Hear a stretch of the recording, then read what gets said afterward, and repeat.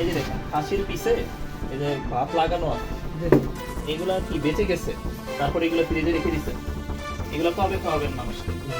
মানে এটা তো ওই যে আমার কাস্টমার ইয়ে আছে না স্টাফ, হ্যাঁ, ওর ওই পাক ধুইয়া ওর পাক করে খেয়ে।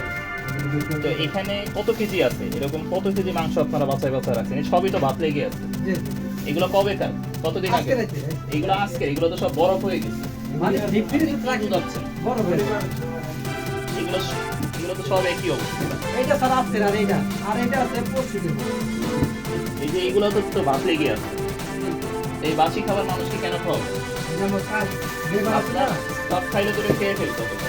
খাইলে তো খাওয়াতে আস্তে আস্তে খাইবে করতে থাকি।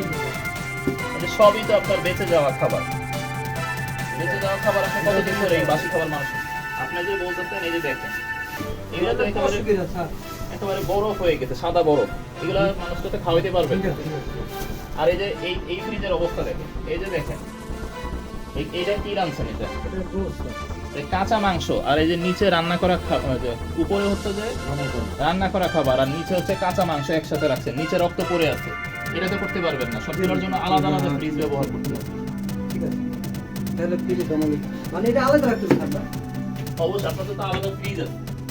আচ্ছা রান্না করতে দেখান তো সামনে। তো মুরগি ভাই খাবার যে পোড়া তেল দিয়ে কিন্তু করা যাবে না, আচ্ছা আপনাদেরকে নতুন তেল দিতে ঠিক হবে। আছে ঠিক আছে ঠিক আছে এই পোড়া ঠিক আছে। তেল মানুষকে খাওয়ানো যাবে আচ্ছা না। আচ্ছা এটা তো বহুদিনের পোড়া তেল, পোড়া তেল স্বাস্থ্যের জন্য ক্ষতিকর। জি জি আপনারা পরিষ্কার করেন তো এখানে, আপনারা নিজেরা হাতে